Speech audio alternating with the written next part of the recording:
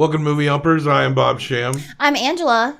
Each day this week is a horror drop. We're calling it Halloween Hump Fest. And this week, our last full week. Aww. We're in our little midweek theme. I mean, you might find it kind of loose with this one, but I think it does apply. Hauntings. Yeah. Spirits, ghosts of that type. And we're talking about probably, easily our weirdest movie this month. Yes. Because it's a Takashi Miike movie. For those on the know, that's all you really need to say, right? Right. I'm new to him, so I'm learning. Well, we watched Audition a few years ago. That's one of my love Audition. favorite movies. I'd love to do an episode on that eventually. Yes. But I do love that movie very much. That is amazing. But prior to this, I think that's the only one I've seen. But this one, the guy's made over 100 movies. Insane. But this one, Gozu, from 2003, starring Hideki Sone, Shoakawa, Kamika Yoshino, and Shohei Hino. Cinematography by Kazunari Tanaka. And I am Gozu. Yeah, you are. Let's see how long I can wear this. It is already hot. If I can get over the initial discomfort, I should be able to plateau and ride it the rest of the way out. Yeah. Now, I like it. Now this is a fun mask. Now this movie is it's a fever dream. It's a fucking nightmare. It's the nightmare of a gangster. Yakuza horror cinema is Miike's point here. Mm-hmm. And this movie is a combination of ghost stories, urban legends, like of Japanese folklore, like all like jumbled into one. Do you think they were literally brothers or just Yakuza brothers? I think they were brothers. Because they also, when they were with the other Yakuzas, they generally referenced each other and themselves as brothers. The reason I think, yes, they do. But I did think that they were actual brothers. They know secrets about each other that you would think you wouldn't actually really know unless you were real brothers. But it's conversational secrets that maybe they told each other. I don't know if it's that clear. Maybe. No, it's not. To be honest. Not completely, no. And I guess if they're not really brothers, then it makes the end a little less weird. But I guess I assumed they were for the extra weirdness at the end. Kind of easily describe the bookend of this movie, like the beginning and the end. And then everything else is just like a fucking fever dream fucking jumble. Yes. And the name Gozu is like a folklore being, a cow-headed creature. Okay. Which we see. That's what the Gozu is. Yes. But at the beginning, we got Yakuzas and we got Ozaki. He says... これから俺の言う話は全部冗談ですから、本気にしないでください。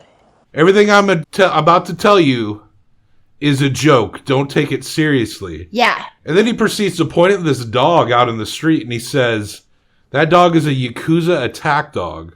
Yes. That dog is trained to kill Yakuza. And then he goes out there and he fucking smashes the dog. This is so upsetting. This is how the movie starts. And yeah, it's the very beginning. It's like one of those moments where if you can't handle this, just turn the movie off. That was the most upsetting moment to me, for sure. Yeah, and we are dog people as well. Yeah, so. But just like the crazy weirdness and like the whole like what the fuck of it. Sure. Like if you can't move on without knowing why that happened, the rest of the movie is lost to you. Everything I'm about to say is a joke. Don't take anything seriously. Yeah. I feel like that's the setup for the whole movie. That's really smart. I didn't think about that. And it's just a theory on my part. Yeah. Miike, one of his heroes is David Lynch. Yes. He doesn't explain his weird ass movies. And I don't know if Miike has explained this either, but it does feel like a neo-noir David Lynch kind of Japanese version of that movie. Ozaki and Minami, mm-hmm. Ozaki being the crazy fucker, they go out and... There's just a car behind them, and Ozaki loses his shit and is like, that's a Yakuza killer car. Yeah. And makes Minami stop the car. And I love it when Ozaki walks up to the car, and the person in the car is just grinning like a maniac. And is like bleeding a little bit, like I think from the nose because they jerked stopped. Right before Ozaki can shoot the person in the car, Minami whacks him in the back of the head with his gun. Yeah. And he's just meant to put Ozaki out, but he drags him into the car, and he accidentally kills him. Like, it's implied that he killed him. And then he contacts the Yakuza boss, and you realize that the bosses wanted him to kill him. And I don't think Minami was going to do it.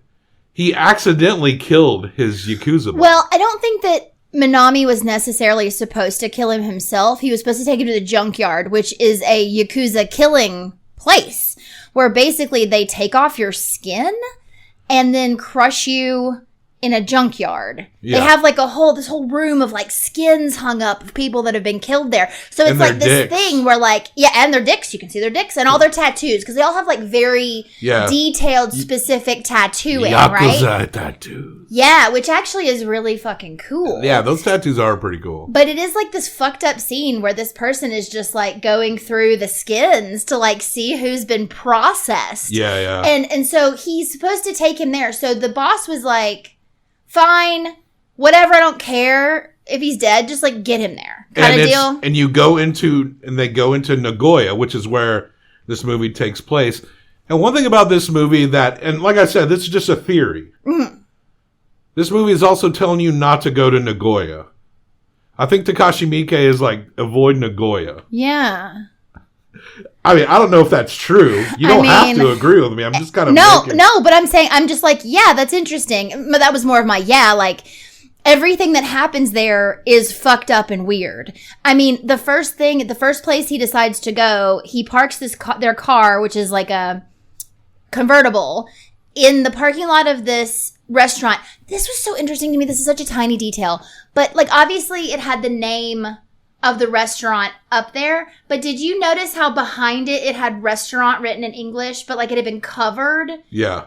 It was bizarre. Yeah. Because like why would it ever have said restaurant in English? But he goes in and he's trying to just gather his thoughts. And he's left Ozaki in the car. Yes, he kind of propped him up and put sunglasses. Weekend at Bernie's style. Yeah, he's Weekend at Bernie's.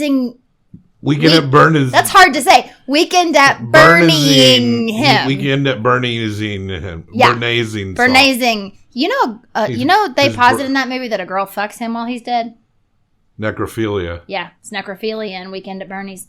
Anyway. I've never seen that movie. Is it really that shocking? Yeah, because I feel like it was just always on when we were young. But there's movies that you watched all the time when we were young that I never saw, so. One of the reasons I thought that they might have been real brothers, if they weren't real brothers, they were very close, right? They were definitely very close. Because he was very upset when he died. Yeah. Which is interesting because he is also taking him to his death. I don't think he intended on killing him. No. It was an accident, which is kind of funny.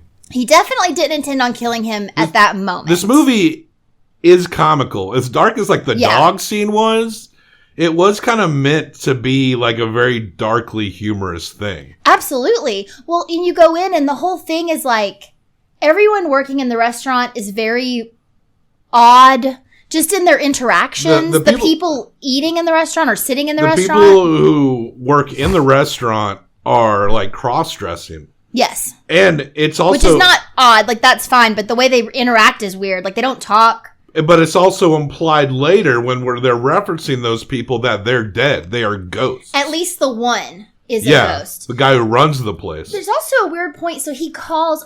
so then while he's in there, they bring him this chicken custard that's complimentary. He's like, I didn't order this. And they're like, it's complimentary. So he drinks it and he gets like horridly sick.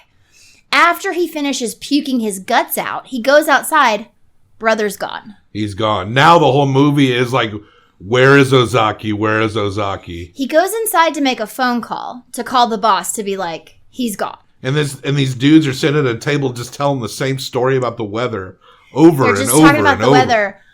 And so they're talking about the weather. He's on the phone with the boss, getting yelled at. The boss is fucking someone while they're talking. Also, the person behind the counter, who we find out later is dead, is grinding on the counter. Yeah. Seemingly to completion while this phone call is happening. It is like the most bizarre set of events. This is a ghost restaurant, trapped in some kind of a loop. Yes. Again, I'm throwing out my theories here.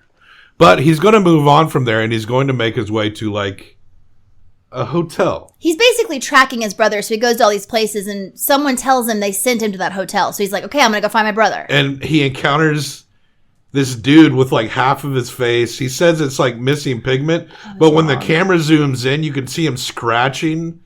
Like, it looks like it's paint, but half his face is white. Yeah. And that's Mr. Nose. And he meets this couple in the hotel, and one lady is obsessed. She has breast milk, and she's constantly filling up jars. And they sell it. They sell it. They try to serve it to him for his breakfast. And I was wrong. He doesn't know at this point that his brother went there, but yeah. And he doesn't know, but the breast milk is for the Gozu. They're feeding the Gozu. Yeah. It's kind of hard to just go through this movie. It's like you got to describe like the feverish, crazy shit. So I almost think it's more like if you just talk about those two people for a second, because it's a sister and brother. Yeah. He seems to be not quite all there. Mm-hmm. She's very weird, but she's in charge. And yeah, like you said, she's doing the breast milk thing, but she at one point is like, would you like a dinner? And he says yes. And so she's like, okay, well, we only have this dinner. It's like, okay, well, just bring me whatever you have. And then she's like, well, you should go take a bath. So he goes into honestly what looks like a bathhouse. Like, is that, I don't know, maybe that's normal for over there, but it wasn't like he drew a bath. It was like he went into an indoor spa. Yeah, and so that is normal. Okay, yeah. So he's in this like little spa room. We should get one. And she comes in a towel and is like ready to, she looks at his penis, which apparently is great and big. That's like a thing. It's like, he's got the biggest dick in Japan or something. Yeah, everybody acts like, oh my God, I've never seen a dick like this before. Right. And so she wants his dick, and he says no thank you. She wants to feed him breast milk. He says no thank you. She's trying to wash his back. Finally, eventually, she leaves and brings him a dinner, and she brings him a dinner for 2 people. Then his breakfast the next day, I believe, is for 3 people. Yeah. But no one's eating with him. It's very weird. There's one point where he tracks the rumor of Ozaki to like this grocery store restaurant where they were selling like items. And like one of to me, this is the funniest part of the fucking movie to me. The American woman? It's a couple, and one of them is an American woman. And she's speaking in Japanese, but it's not very good. ちょうどあなたがパチンコ支払っていった時にそのお客さんは来られてごまとあずこを買っていかれました。 No, but she's really going for it. And then the camera backs out, and you see that everything she's saying is being written on like posters that are like all up along around there. And I had read that apparently they had set that up for her so she could read her lines, but her pronunciation was so bad. Mike was just like, well, let's pull the camera back. And then it revealed that she was using the lines.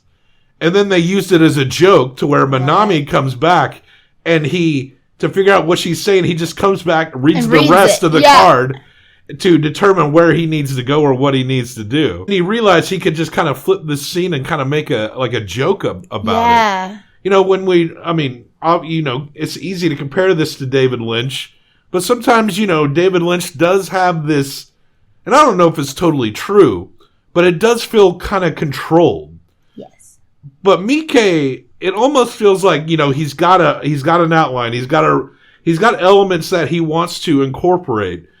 But if something is particularly weird, off, or funny, then it seems like he's really wide open to just throw that into the bunch. I love that. In a spontaneous way. He's finding out where his brother is by showing everyone this really terrible hand-drawn picture of it could be literally anyone. It's not a bad drawing. It just looks like detailed. It looks like any Japanese businessman. It's just a man in a suit with sunglasses and hair. Yeah. Like there's no defining features, and it's like a whole body. Anyway, it's hilarious. And so she tells him, "Yeah, I sent him to this hotel." And which is where he's been staying the whole time. Oh my God, that's where I've been. And so he runs there, and he's asking questions, and they're like, yeah, there's another floor. Like, they just never told him that he stayed here at that night at this time. And there's a whole other floor. He goes up there to stay the night, and that's when he encounters the cow-headed man, the Gozu. Yes.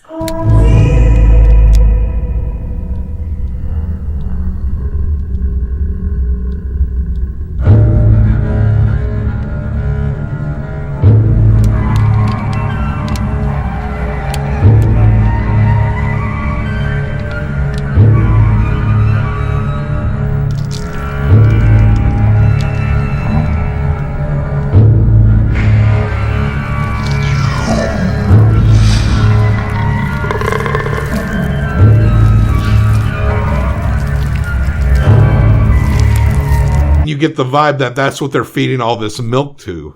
Mm-hmm. I mean, as well as selling it. It does. Yeah, they're definitely bottling it for sale. Though. So the Gozu comes and just licks all over his face.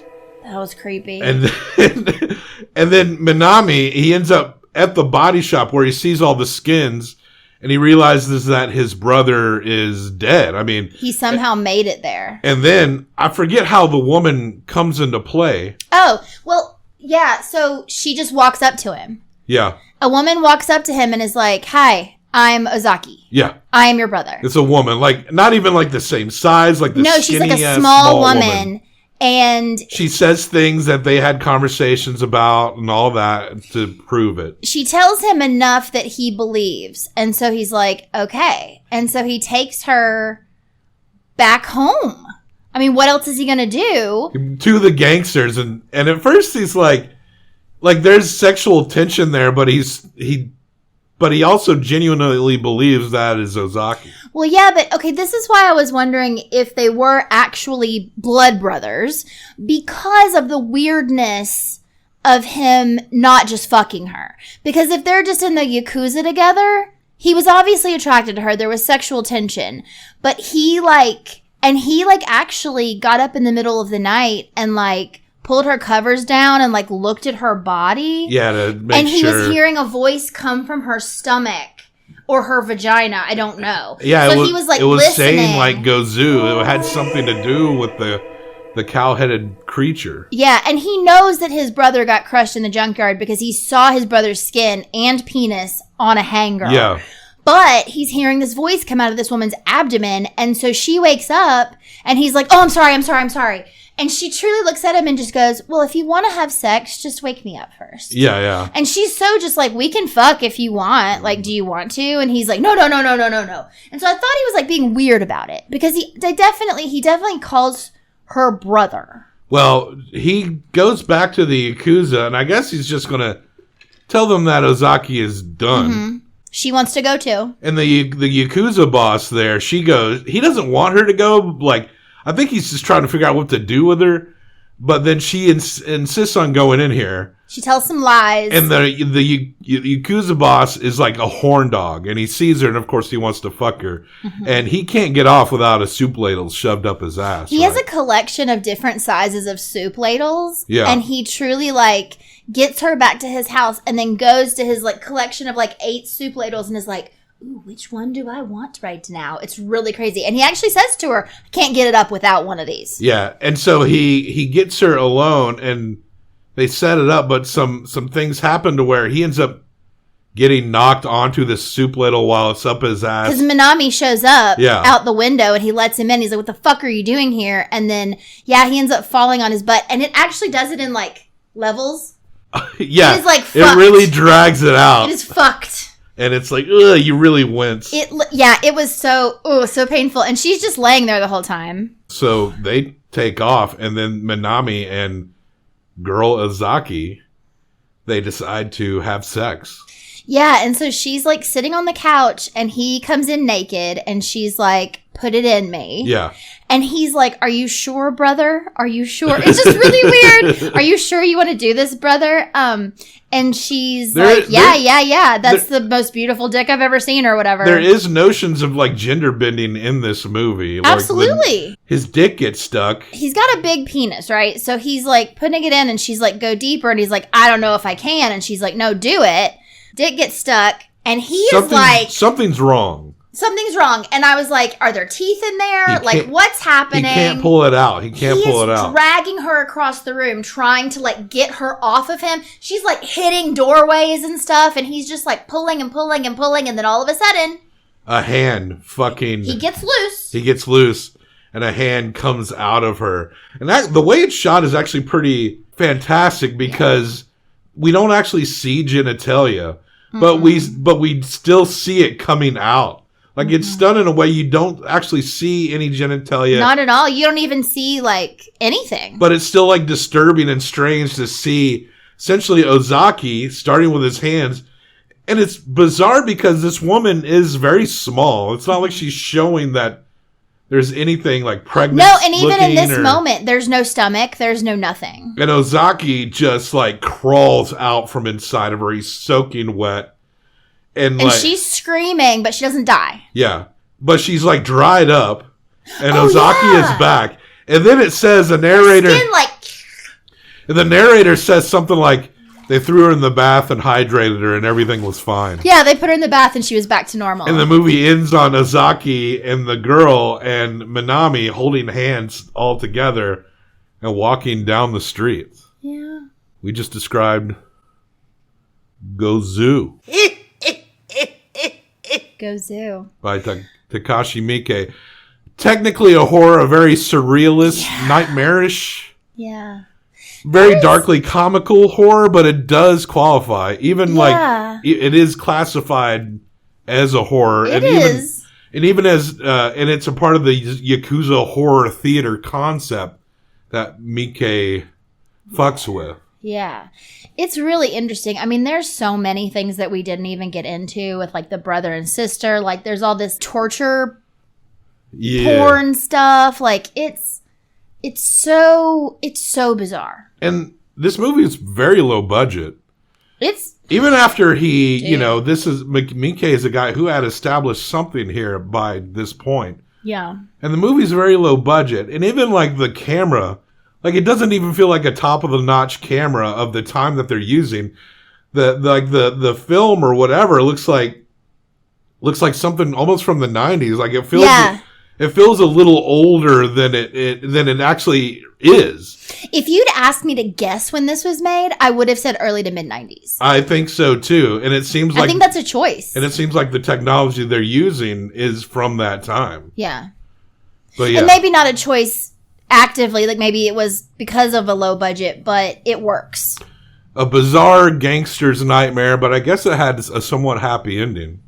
Yeah, I mean, at the end, the three of them are all together, and the Yakuza leader is dead, and don't go to Nagoya. Don't go to Nagoya. At least don't go to that hotel. At least if you go to that restaurant, don't drink the chicken custard. Yeah, no chicken custard. And understand that they're dead. They're ghosts. Yeah. In fact, most people around you may be a ghost or a creature. Maybe. Yeah, you never know. Or shooting out breast milk for that creature. That's the part that I took to the bedroom. So we're going to hump this movie. Combined for best out of 10. You're going to give it 1 through 5. I'm going to give it 1 through 5. Yeah. And we're going to combine it. Strange movie. What do you give it?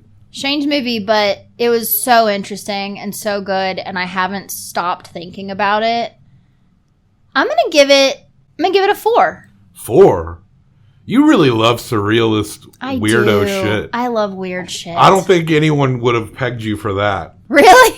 Nah. But that's okay. Would you have? Not at first, maybe. Oh, you mean when we first met? Yeah, I don't mean. But now you know. Yeah, I don't mean 20 years into our relationship, obviously. I'm over a 3, but I'm not a 4.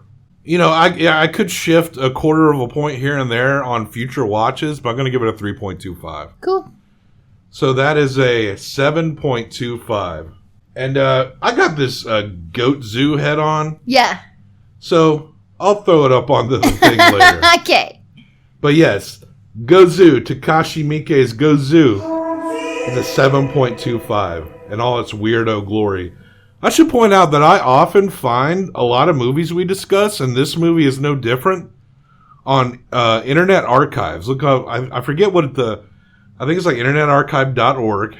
And often if you type in movie movie titles there, especially like stuff from maybe it's a few decades old or maybe has some cult status to it.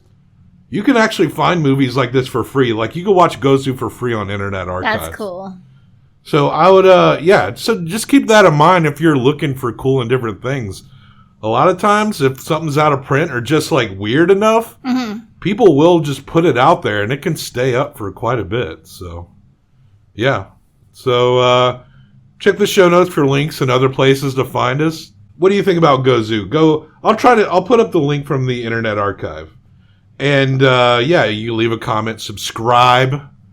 We're getting more and more subscribers. A little faster now, organically, as I think this month is working out very well in terms of getting new eyes. I'm getting interesting responses. And, like and subscribe. Leave us a comment. Say whatever you want. What's your favorite Takashi Miike movie? Ooh. Tell me. Is it Dead or Alive?